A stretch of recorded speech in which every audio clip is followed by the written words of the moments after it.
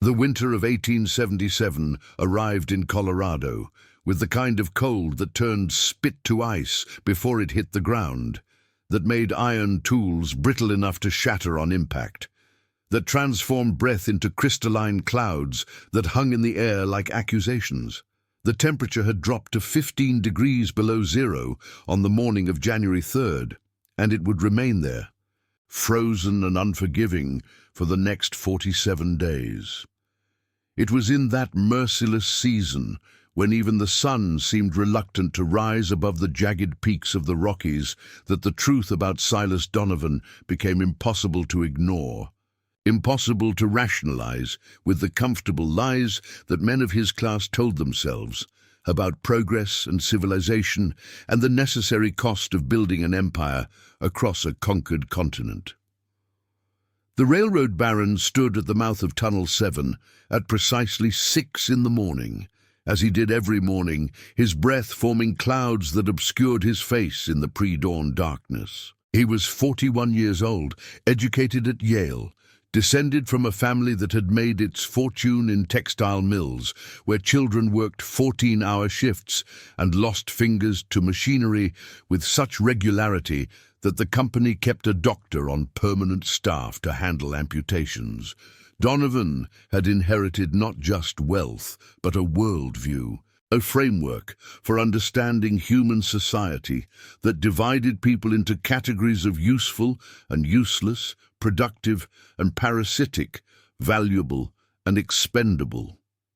He had never questioned this framework, because to question it would be to question the foundation of his own privilege, to acknowledge that his mahogany furniture and imported cigars and private rail car were purchased with the blood and suffering of people whose names he would never know and whose deaths he would never mourn. He watched 43 men descend into the mountain's belly with pickaxes and hope, and he knew with absolute certainty that some of them would never see daylight again. Not because he possessed prophetic powers or supernatural insight, but because he had calculated it the night before, sitting in his private rail car with a tumbler of Kentucky whiskey and a company ledger book, running his finger down columns of numbers until he reached what the industry called the acceptable loss ratio, 4 deaths per mile of tunnel, maybe 5 if the granite proved stubborn, if the explosives failed to perform as expected, if the timber supports were installed improperly or the ventilation system proved inadequate. These were not worst-case scenarios, but expected outcomes, factored into the budget the way one might factor in the cost of replacing broken tools or purchasing additional supplies. The mathematics of progress, he called it, though the tremor in his hand as he signed the deployment order suggested his conscience had not yet learned to speak in percentages, had not yet completed the transformation that would allow him to view human death as merely another variable in an equation measuring efficiency and profitability. The men who entered that tunnel were not the sons of Colorado. They were not even the sons of America. Not in any meaningful sense that the term carried in 1877. They were the discarded refuse of empires, the human surplus that America consumed with the same casual appetite it showed for timber and coal and iron ore. They were the people who fled from famines and pogroms and economic collapses, who crossed oceans in steerage compartments that smelled of vomit and disease, who arrived in San Francisco or New York with nothing but determination and the desperate hope that America's promises might actually apply to them, that the streets might not be paved with gold, but might at least offer something better than starvation or persecution. Chen Wei from Guangdong province was 23 years old, though he looked 40 after 3 years of railroad work. He carried his family's last hope on his shoulders, along with a pickaxe that weighed nearly as much as his malnourished frame. His father had sold their ancestral land to pay for Chen's passage to America, had given his son the family's accumulated wealth of 3 generations with instructions to find work, send money home, and eventually bring the rest of the family across the Pacific. Chen had been sending money faithfully for 2 years, small amounts that he calculated would allow his parents to eat for another month, to purchase medicine for his younger sister who suffered from tuberculosis, to maintain some semblance of dignity in a village where failure was measured by one's inability to feed one's family. He had not told them about the working conditions, about the casual violence that white supervisors inflicted on Chinese workers, about the way dynamite was always handled by Chinese crews because white lives were considered more valuable, more worthy of protection. He had not told them that he sometimes contemplated suicide, that the only thing preventing him from walking off a cliff or into a river was the knowledge that his death would mean their starvation. Beside Chen walked Seamus O'Malley, whose brogue still carried the salt wind of Galway Bay, despite 3 years in the Mountain States, and whose calloused hands had built half of Denver before the railroad promised wages that might actually be enough to bring his wife and children across the Atlantic. Seamus was 31, a Catholic in a Protestant country, an Irishman in a land that still posted help-wanted signs specifying no Irish need apply. He had left Galway in 1874, during the worst of the economic depression that followed the famine, leaving behind a wife named Oif and 3 children whose faces he carried in a leather wallet next to his heart. The plan had been simple. Work in America for 2 years, save every possible dollar, send for the family, build a life in this new country that claimed to welcome immigrants, even as it exploited them with systematic cruelty. But the savings accumulated slowly when wages were low and expenses were high, and company stores charged inflated prices for basic necessities. After 3 years, he had saved almost enough for their passage, another 6 months of work, and they could be reunited. He dreamed about that reunion every night, imagined his children's faces when they saw mountains for the first time, imagined teaching his son to read and write in English so that the boy might have opportunities that had been denied to Seamus himself. There was Dmitry Volkov, whose grandmother had been a serf before the emancipation of 1861, and who had fled Russia after participating in student protests against the Tsar's government. Dmitry was 26, educated in ways that most of the workers were not, fluent in 4 languages, haunted by nightmares of Cossacks on horseback wielding sabers against unarmed demonstrators. He spoke little English, but his eyes held a wariness that transcended language. The look of a man who has seen how quickly civilization can collapse into barbarism, how easily educated people can convince themselves that violence is justified when it protects existing power structures.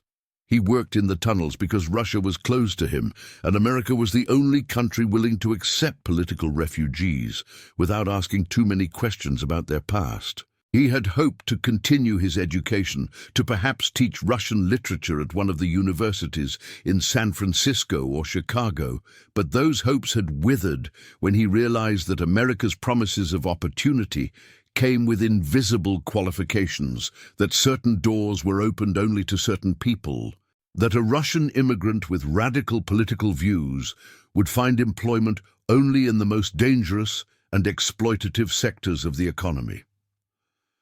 And there was Miguel Sandoval, whose grandfather had owned 10,000 acres in what was now Colorado before the American invasion of Mexican territory, before the Treaty of Guadalupe Hidalgo had transformed Mexican citizens into foreigners on their ancestral land.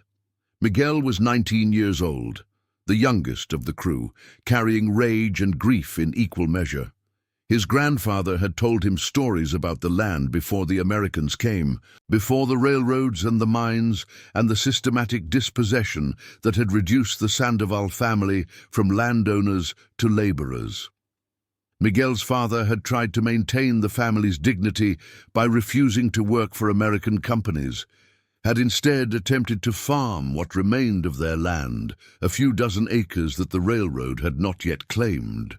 But farming in Colorado required capital for equipment and seeds and irrigation, capital that the Sandoval family no longer possessed after the Americans had seized their most productive land under laws that recognized only American property claims.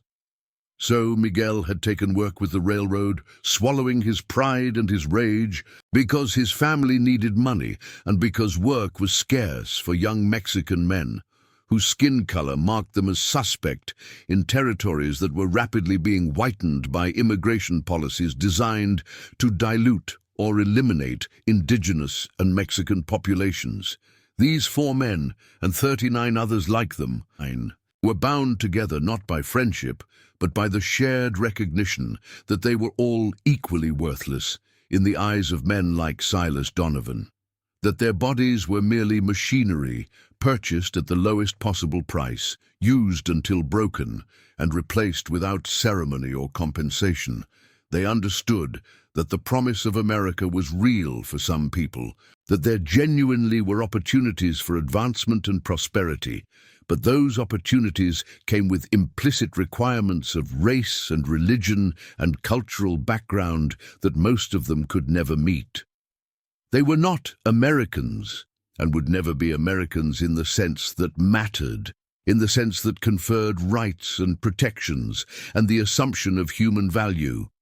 They were labor, raw and exploitable, and the sooner they internalized this truth, the easier their lives would become. Or so the railroad told them through the medium of supervisors and foremen and the casual violence that enforced the hierarchy of human worth.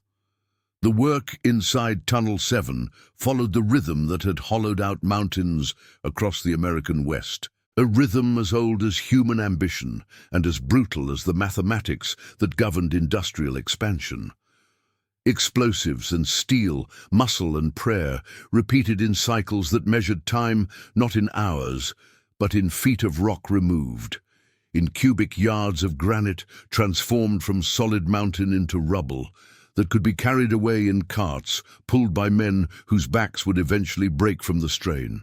The Chinese workers handled the dynamite because white men had decided that Chinese lives were worth less than Irish or Russian ones. A racial calculus that Donovan had inherited from his predecessor and never questioned, because questioning would have required him to acknowledge that the entire system was built on a foundation of white supremacy that infected every aspect of American labor relations, from hiring practices to wage scales to the casual determination of who would live and who would die when accidents occurred. Chen Wei's hands were steady as he packed the charges into cracks in the granite, his movements precise despite the constant trembling that came from too many close calls with faulty fuses, from too many moments when he had run from a blast area only to have the explosion occur seconds earlier than expected, sending shrapnel whistling past his head with the sound of death narrowly avoided. He had developed a sense for explosives, an intuitive understanding of how much dynamite was needed to fracture granite without bringing down the entire ceiling, how to position charges so that the blast energy would be directed outward rather than upward, how to time fuses so that workers had enough time to reach safety, but not so much time that the explosives would be wasted on slow burns that produced more heat than force.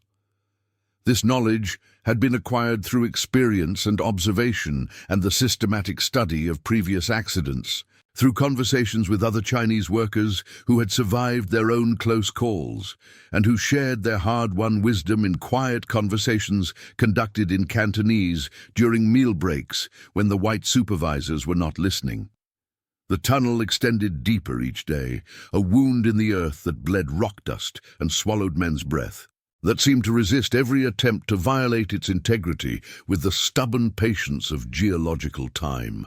The air grew thin 200 yards in, not dramatically, but noticeably, enough that workers found themselves breathing harder, their lungs working double time to extract oxygen from atmosphere that was increasingly contaminated with rock dust and explosive residue, and the carbon dioxide that 43 men produced simply by existing in an enclosed space with inadequate ventilation. By 300 yards, the air carried a weight that pressed against lungs like an invisible hand. A physical sensation of being slowly smothered that workers learned to ignore because acknowledging it would make the work impossible, would transform every shift into a meditation on mortality and the fragility of human life. The lanterns threw shadows that moved wrong, that seemed to linger after the men had passed, that created optical illusions in which stationary rocks appeared to shift position when viewed from peripheral vision. This was a known phenomenon, documented in medical literature as a side effect of insufficient oxygen and excessive carbon dioxide, a neurological response to environmental stress that created minor hallucinations and spatial distortions. But the workers did not have access to medical literature, and so they interpreted these visual aberrations through the lens of superstition and folk belief, through stories about mountains that resented human intrusion and showed their displeasure through subtle psychological torments. More than one worker swore they heard voices in the deeper sections, whispers in languages that predated the English words for greed and ambition, voices that might have been wind moving through stone passages, or might have been the first signs of carbon dioxide poisoning, that dissociative state in which the brain begins to malfunction and creates auditory hallucinations drawn from memory and fear and cultural mythology. The temperature inside the tunnel remained constant at 48 degrees Fahrenheit, regardless of the season, a coolness that seemed comfortable initially, but that penetrated to bone during 12-hour shifts, that left workers shivering despite physical labor that should have kept them warm. The humidity varied depending on the section, with some areas remaining dry while others wept constantly, water trickling from ceiling cracks and pooling on the floor, creating mud that sucked at boots and made walking treacherous. The sound environment was oppressive, a constant percussion of pickaxes striking stone, of hammers driving spikes, of men shouting to be heard over the industrial cacophony, of the occasional crack that might be rock settling or might be the ceiling beginning to fail, that kept workers in a state of constant hypervigilance that was exhausting in ways that transcended mere physical fatigue. Donovan visited the tunnel mouth every morning at dawn, punctual as a hanging, and he never descended past the first 50 feet. He claimed it was a matter of efficiency, that his time was better spent managing the broader operation, but the workers knew better. They had seen the way his eyes refused to focus on the darkness beyond the lantern light, the way his jaw clenched when the sound of pickaxes echoed up from the depths. Fear was a luxury that Donovan could not afford to admit, not to his investors in New York, who measured progress in miles of track laid and tons of silver ore accessed, and certainly not to the workers who might find courage in his cowardice.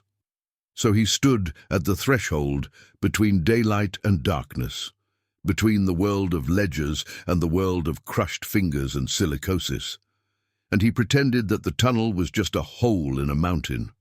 Nothing more, nothing less. It was on the 14th day of January that the first collapse occurred.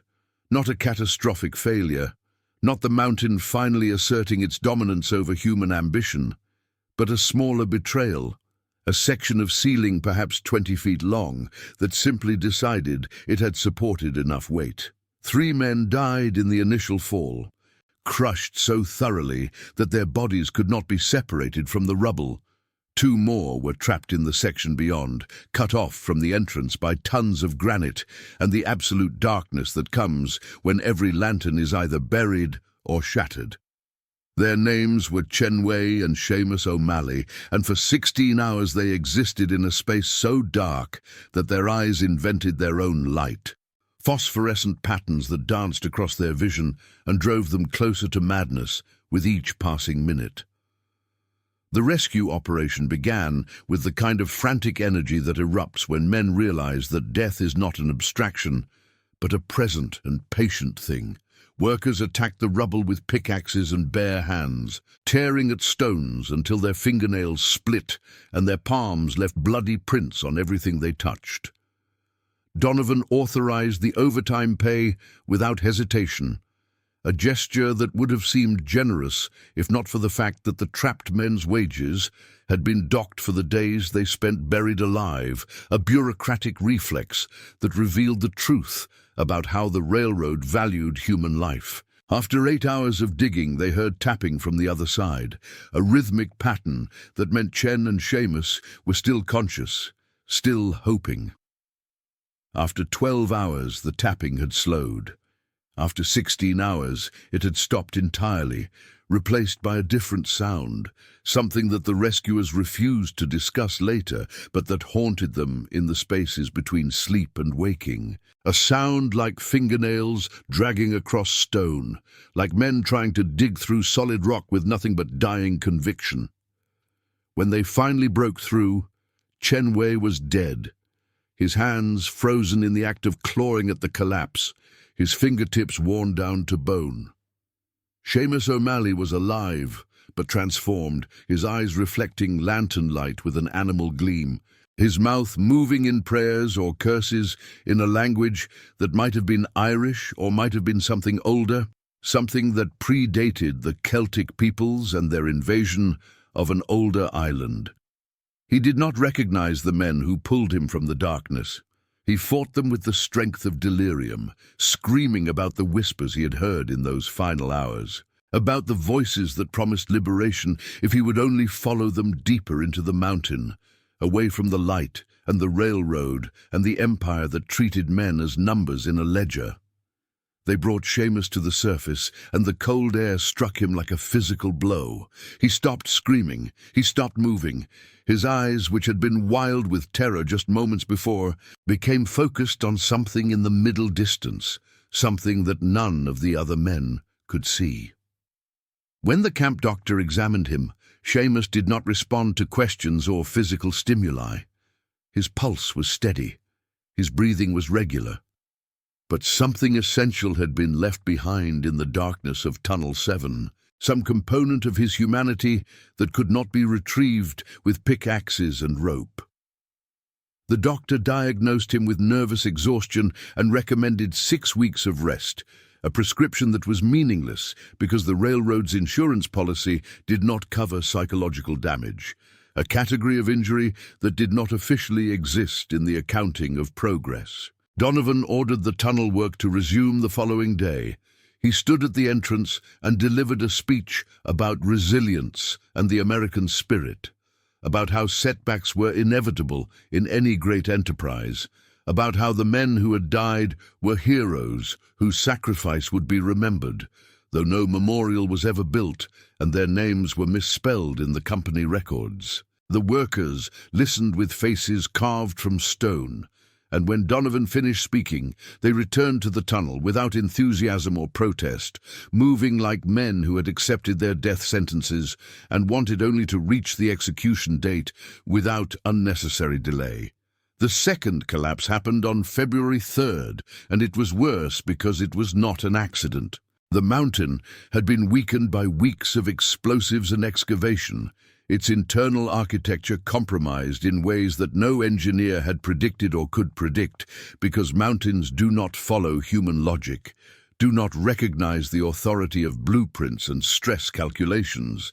The ceiling gave way in 3 places simultaneously, creating a cascade failure that buried 37 men under thousands of tons of granite. The sound it made was not dramatic. There was no cinematic roar, no prolonged rumbling that would have given men time to run. It was quick and surgical, a series of cracks followed by a whisper of falling stone, and then silence, the absolute silence that comes when dozens of voices are extinguished in the same instant. The survivors who had been working near the entrance stood frozen for perhaps 10 seconds, their minds struggling to process what had occurred, and then someone screamed and the spell was broken. Men ran in different directions, some toward the collapse in a futile attempt to help, others away from the tunnel mouth in case the mountain decided it was not finished. Donovan arrived within minutes, summoned from his private rail car by a foreman whose face had gone the color of old snow.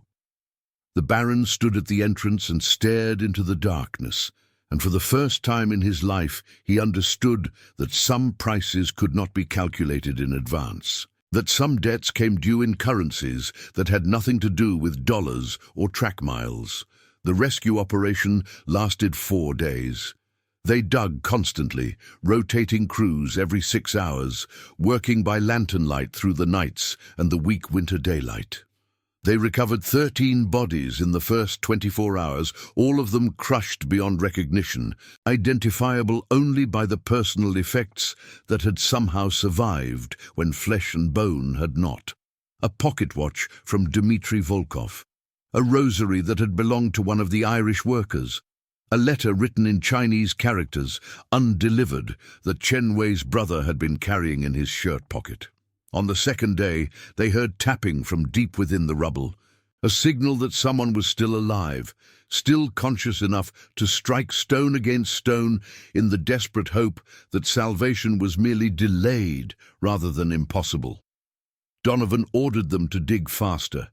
He offered bonuses that he could not afford, made promises about company housing and wage increases that he had no intention of keeping, because in that moment, he needed to believe that he was capable of mercy, that he was something more than a man who had sent workers into a mountain, knowing that some would not return. The tapping continued through the second day and into the third, growing weaker but never quite stopping, a heartbeat transmitted through solid stone.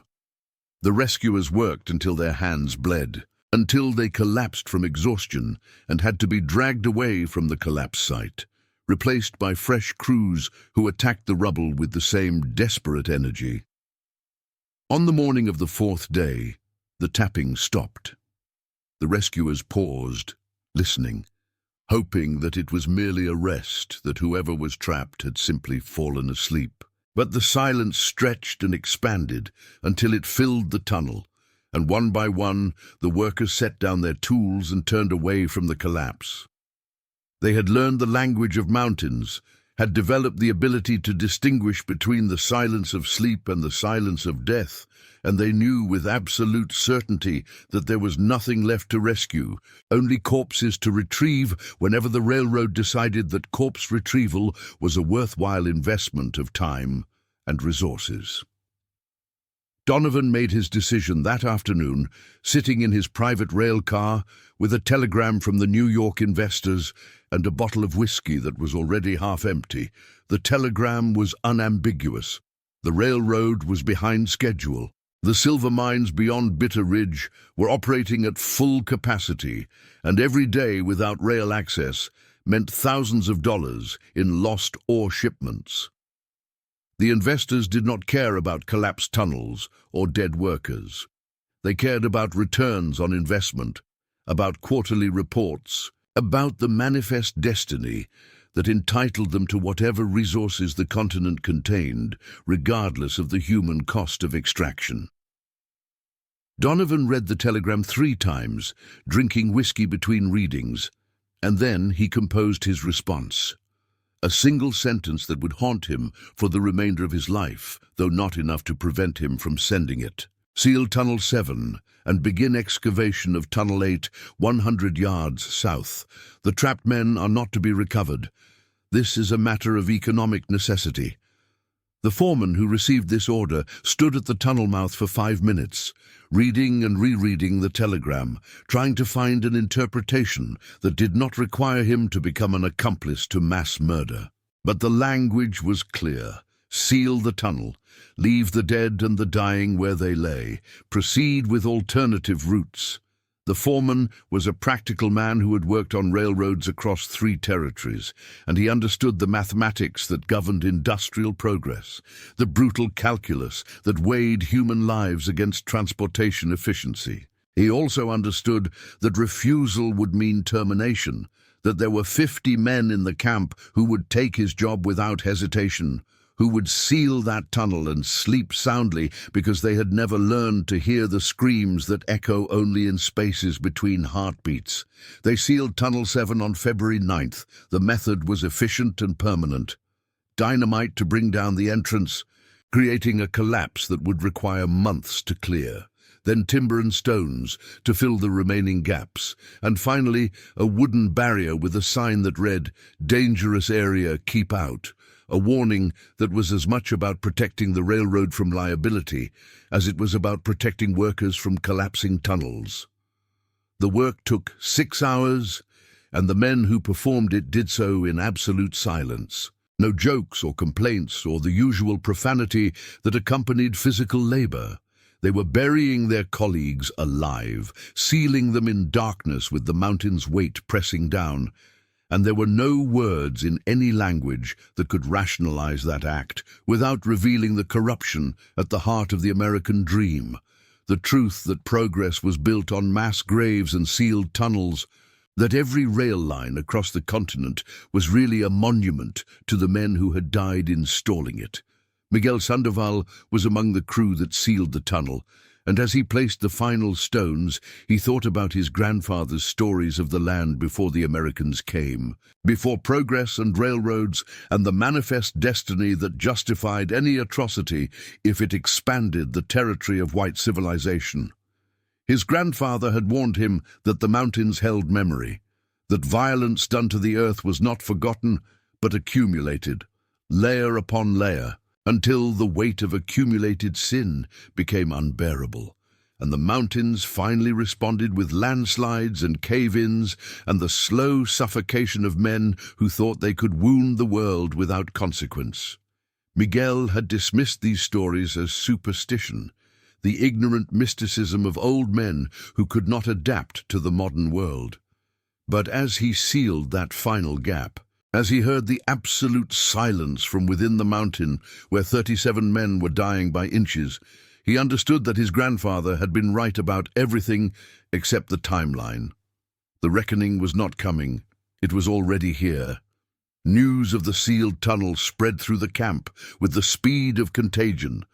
Workers from other sections gathered in small groups, speaking in low voices, their eyes moving toward the supervisors and away again with the paranoid quickness of prey animals. There was talk of strikes, of sabotage, of sending telegrams to newspapers in Denver that might care about dead workers more than the railroad's investors did.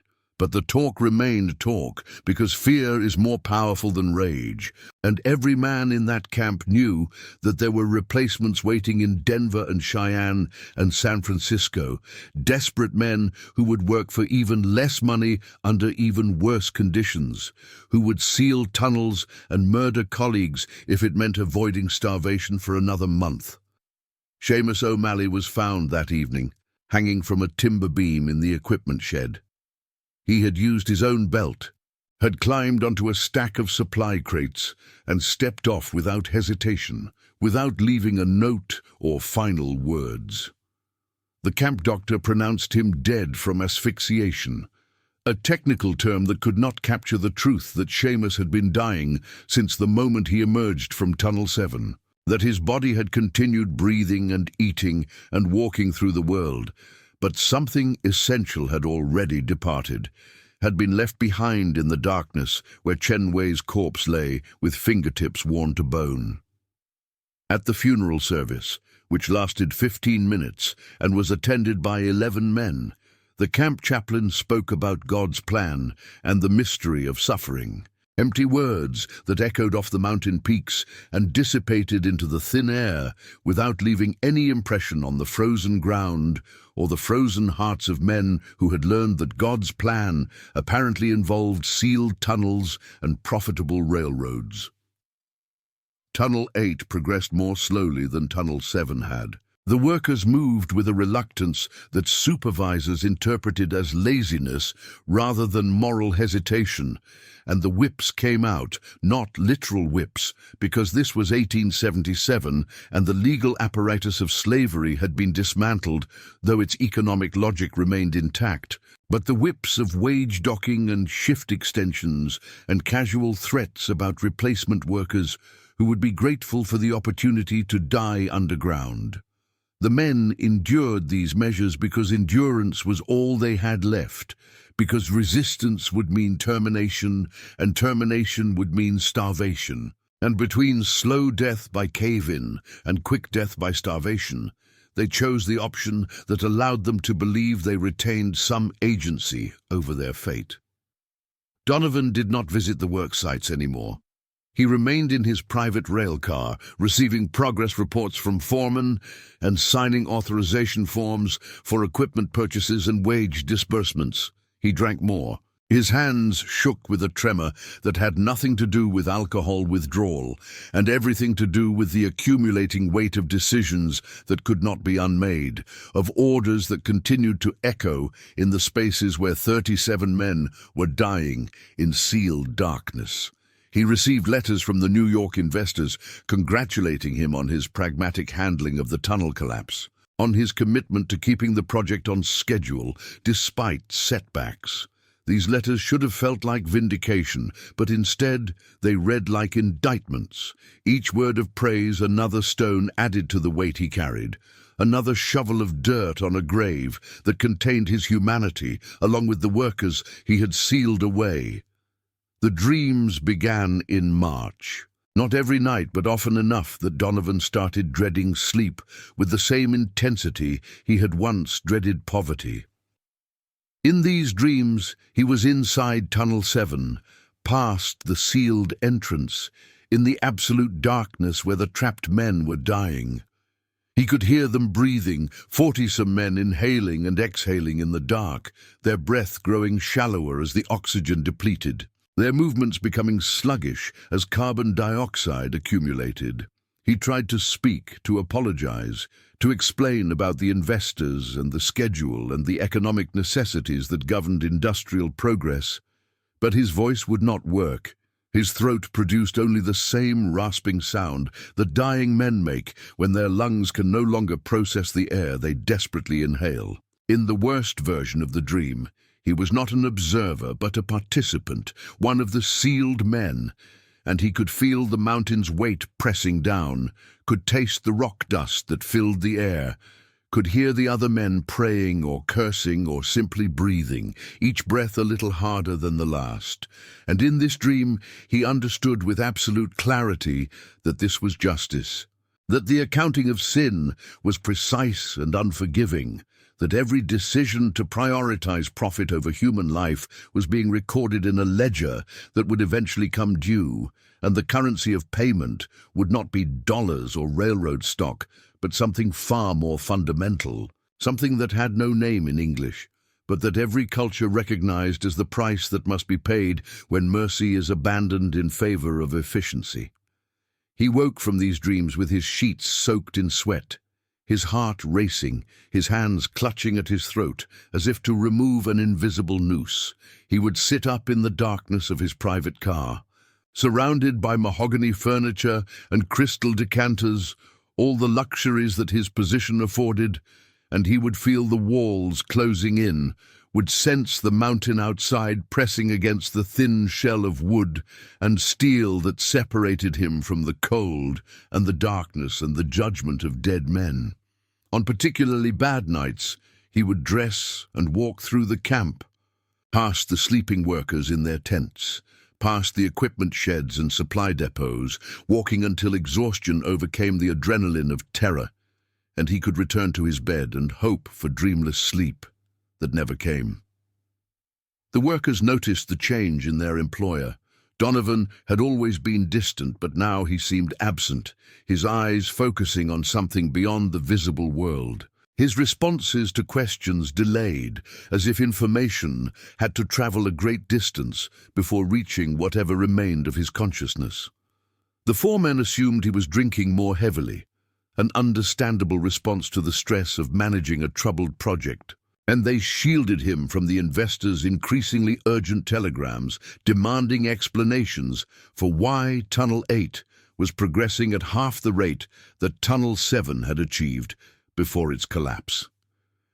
In April, the nightmares intensified.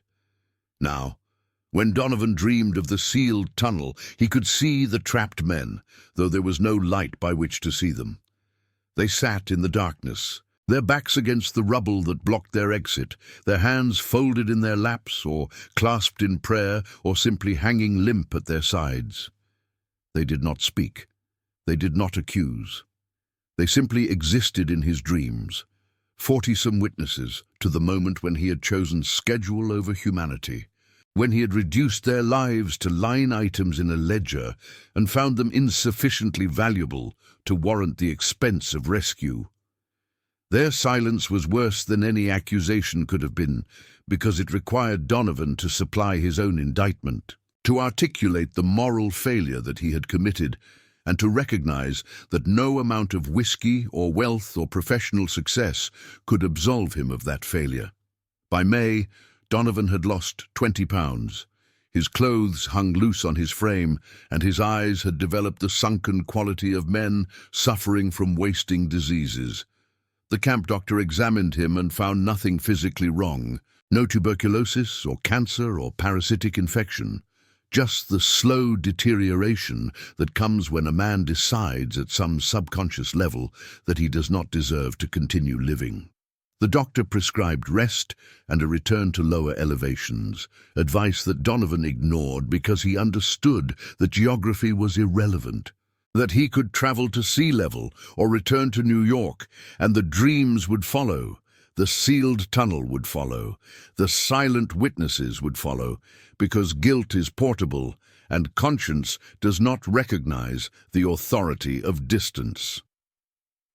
Tunnel 8 reached the 200-yard mark in June, and to celebrate this milestone, the investors sent a telegram authorizing a modest bonus for the workers and a bottle of champagne for Donovan.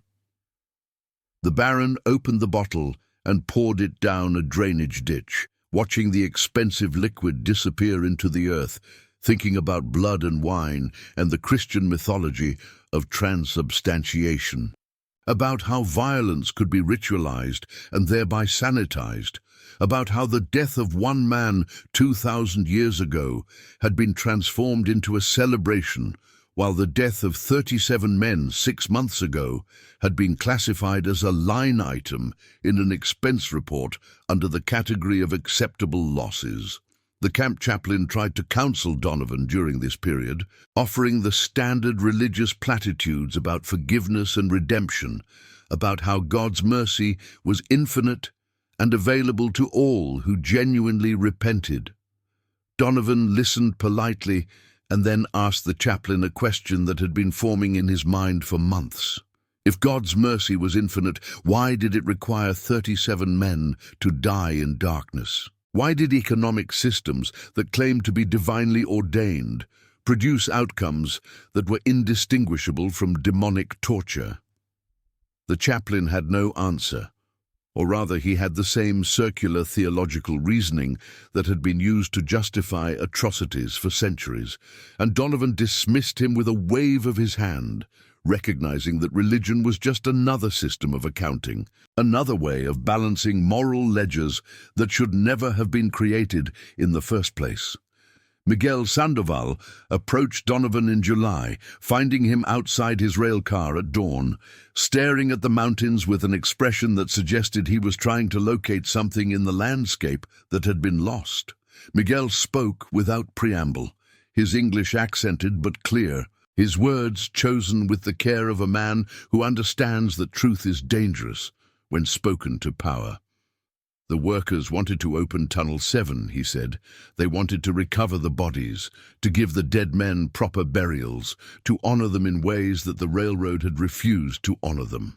It would take weeks of work, unpaid work, dangerous work. But the men were willing to do it because some things mattered more than wages, or safety, or the approval of men like Silas Donovan.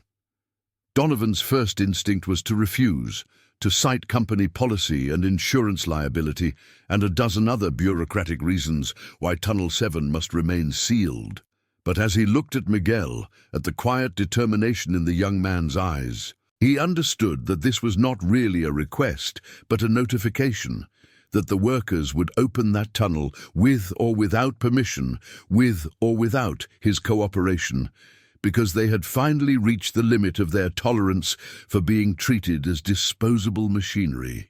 And in that moment, Donovan made the only decent decision of his tenure as railroad baron. He authorized the excavation of Tunnel 7 allocated the necessary equipment and supplies, and sent a telegram to the New York investors informing them that the project would be delayed for an additional month while a humanitarian operation was conducted. The investors responded with fury and threats of termination, but Donovan ignored their telegrams. A small act of defiance that felt simultaneously liberating and terrifying, because it meant acknowledging that he had been complicit in evil, that he had served a system that measured human worth in terms of productivity and profit margin, that he had betrayed every principle he had once claimed to hold dear. The workers began excavating Tunnel 7 on the morning of July 15th. Working in shifts around the clock, clearing rubble with a reverence that transformed labor into ritual. They did not speak much as they worked. They did not joke or complain. They understood that they were performing a sacred duty, that they were reclaiming their humanity by honoring the dead in ways that the living had failed to honor them. They broke through to the sealed section on July 21st, 6 days of continuous labor, producing an opening large enough for men to pass through. The foreman who led the first team into the tunnel carried a lantern that seemed inadequate to the task of illuminating the darkness beyond the breach. They moved slowly, carefully, their boots crunching on stone and what might have been bone, their breath visible in the cold air that flowed from the deeper sections of the tunnel. The smell hit them first, the sweet rot of decomposition combined with something more subtle and more disturbing, an odor that had no name but that every man recognized instinctively as the smell of suffering, of slow death in absolute darkness. They found the first bodies 50 yards beyond the breach. 3 workers who had apparently died early from injuries sustained in the initial collapse. Their corpses were remarkably preserved by the cold and the dry air, their faces frozen in expressions that varied from surprise to resignation. The recovery team wrapped them in canvas and carried them to the surface, marking their locations on a crude map so that every man could be accounted for. Deeper in the tunnel, they found evidence of the desperate final days, scratch marks on stone where men had tried to claw their way through solid rock, improvised torches that had burned out weeks ago, and in one section a series of messages carved into the tunnel wall with what must have been the last of someone's strength. The messages were in multiple languages, Chinese characters and Irish Gaelic and Russian Cyrillic, but they all conveyed the same sentiment. We are forgotten, but we existed. Our labor built this, our suffering matters. Remember us not as numbers, but as men who had names and families and dreams. Tell them we died alone, but not in silence. Tell them the mountain holds our voices, and someday those voices will be heard. Miguel Sandoval stood in that tunnel, reading those messages by lantern light, and he felt something shift inside him, a fundamental realignment of priorities and values. He had come to America believing in the promise of opportunity, in the idea that hard work and determination could overcome any obstacle. But that promise had been a lie, or perhaps not a lie, but a truth that was available only to certain people under certain conditions. A truth that did not extend to Chinese laborers or Irish immigrants or Mexican workers whose grandfathers had owned the land that railroads now claimed. The American dream was real, but it was built on American nightmares, on sealed tunnels and acceptable losses, on the systematic devaluation of human life in service of economic growth. They recovered 37 bodies over the course of 2 weeks, some intact and some merely bone fragments that required careful collection and assembly. Each body was brought to the surface and laid out in the equipment shed, which had been converted into a temporary morgue. The workers filed through in groups, paying their respects, identifying colleagues when possible, standing in silence before corpses that represented not just individual deaths, but the death of innocence, the final extinction of any belief that the men who ran the railroad viewed their workers as anything more than expendable resources. The funerals were held on August 3rd, a mass burial attended by every worker in the camp, and boycotted by every supervisor and company official except Silas Donovan, who stood at the edge of the crowd with his head bowed and his hands shaking with the tremor that had become permanent. The workers erected a monument at the burial site, a simple wooden cross with the names of the dead carved into its surface, and beneath the names a single sentence in English that Miguel had composed and that somehow captured the rage and grief and betrayal that every man felt. They died so that silver could travel faster across stolen land. The railroad would later remove this monument, would replace it with a more neutral marker that simply listed names and dates without commentary or context. But for a few weeks, that sentence stood as an indictment, a reminder that progress was not neutral, that economic growth had moral dimensions that could not be erased by efficient transportation or quarterly profits. Donovan resigned his position on August 15th, sending a telegram to the New York investors that was remarkable for its brevity and honesty. I can no longer serve an enterprise that treats human beings as expendable resources. Find someone else to operate your railroad. He left Colorado without ceremony, boarding an eastbound train with a single suitcase and the knowledge that his professional reputation was destroyed. The investors ensured that no other railroad would hire him, spreading rumors about mental instability and poor judgment, about a man who had allowed sentiment to interfere with business operations. Donovan did not fight these rumors. He accepted them as accurate descriptions of his moral awakening, of the moment when he had finally understood that some prices were too high to pay, regardless of the economic benefits they generated. He settled in a small town in Pennsylvania, far from mountains and railroads and the smell of dynamite. He took a job as a bookkeeper for a grain merchant, work that was tedious and poorly paid, but that did not require him to calculate acceptable loss ratios or decide how many deaths were justified by schedule adherence. The nightmares continued, but they changed character. Now, instead of being trapped in Tunnel 7, he was standing outside the sealed entrance, unable to move or speak, watching as workers placed the final stones that would condemn 37 men to slow suffocation. This version was worse, because it emphasized his agency, his choice, his decision to prioritize economic efficiency over human life. He could have refused. He could have challenged the investors. He could have resigned before authorizing the sealing, but he had not. And that failure would define the remainder of his life more completely than any success he had achieved before that moment. Miguel Sandoval remained at the railroad camp through the completion of Tunnel 8, working without enthusiasm, but with the grim determination of a man who needs wages to survive. He saw other collapses, other injuries, other workers who disappeared from the camp without explanation or acknowledgement. He documented these incidents in a journal that he kept hidden beneath his bunk, recording names and dates and circumstances, building a record that he hoped might someday be used to hold the railroad accountable for its crimes. But he was realistic about the likelihood of accountability. The legal system was designed to protect property owners and investors, not workers.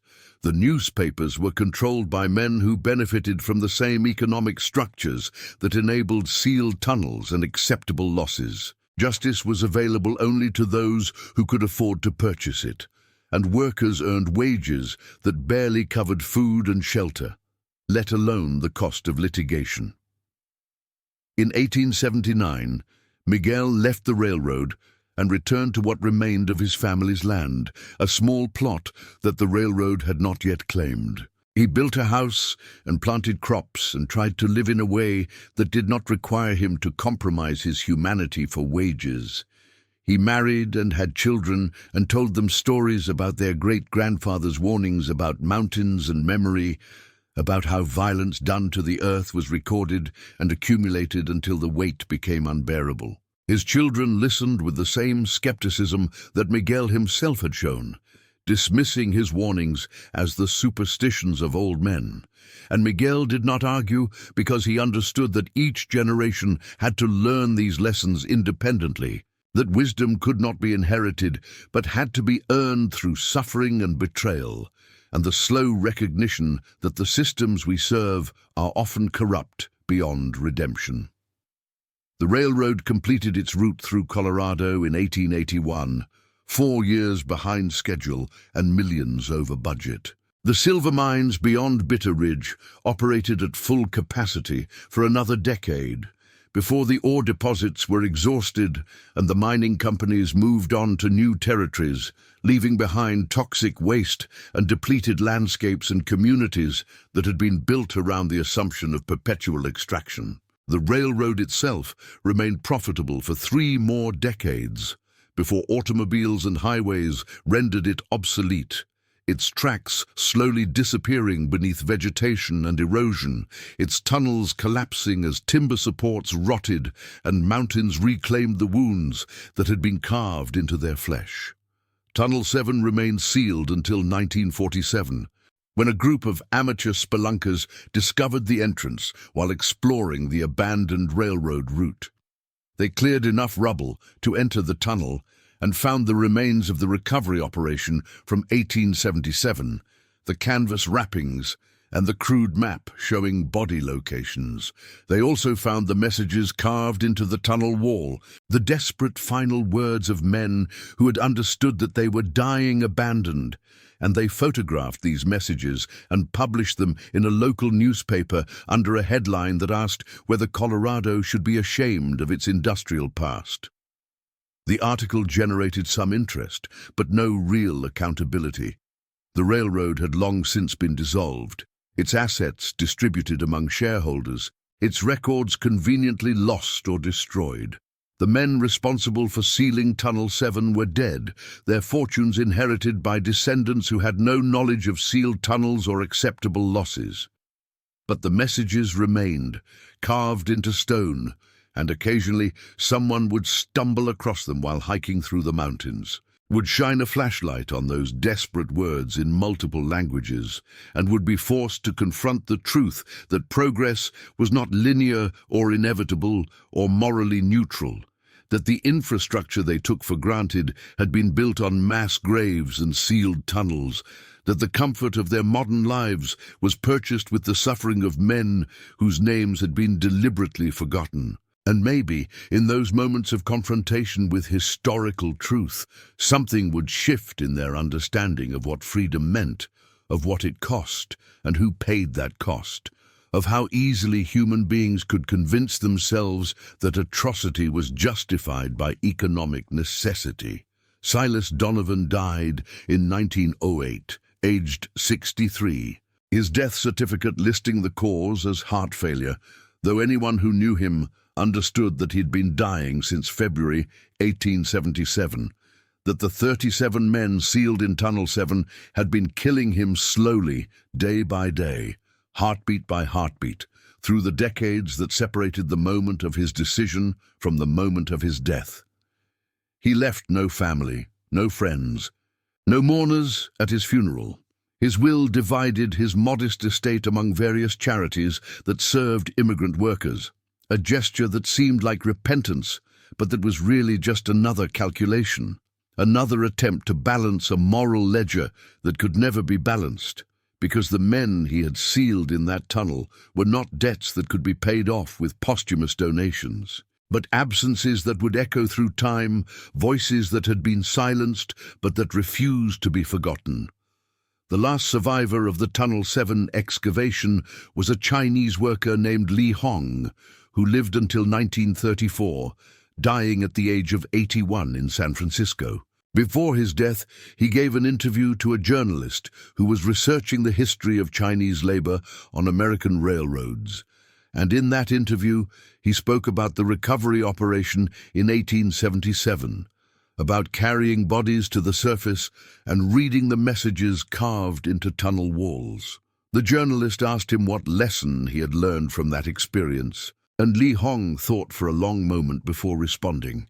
He said that America was a country built on beautiful lies, that it claimed to value freedom and equality while constructing systems that required the opposite, that it celebrated individualism while treating workers as interchangeable components in machines designed to extract profit from land and labor. He said that the sealed tunnel was not an anomaly, but a perfect representation of American values, a monument to the truth that some lives were considered expendable when they interfered with economic progress. And he said that until Americans acknowledged this truth, until they confronted the mass graves and sealed tunnels that littered their landscape, the country would remain haunted by the voices of men who had died asking only to be remembered as human beings rather than acceptable losses. The tunnel still exists, though the entrance has collapsed again and the deeper sections have flooded. Sometimes hikers report hearing sounds from within the mountain, voices speaking in languages they do not recognize, though this is likely just wind moving through stone passages or water dripping in hidden caverns. But the locals tell different stories. Stories about miners who ventured too deep and encountered the spirits of men who died in sealed darkness. Stories about how mountains remember violence and hold grudges that outlast human lifespans. Stories about justice delayed but not denied. These stories are dismissed as folklore by academics and historians who prefer their narratives clean and documented, who want to believe that the past is dead and buried, that sealed tunnels remain sealed and silenced voices remain silent. But on cold winter nights, when the wind moves through the peaks above Bitter Ridge, some people swear they can hear voices in the darkness. Voices speaking in Chinese and Irish and Russian, voices asking to be remembered not as statistics in company ledgers, but as men who had names and families and hopes, men who were betrayed by the same system that promised them opportunity, men who understood in their final hours that freedom was not a birthright, but a privilege granted selectively, contingently, revocably, to those whose labor was needed, but whose humanity was inconvenient. These voices ask nothing except memory, recognition that they existed and suffered and died, that their deaths were not accidental or inevitable, but chosen, calculated, authorized by men who placed greater value on railroad schedules than human lives.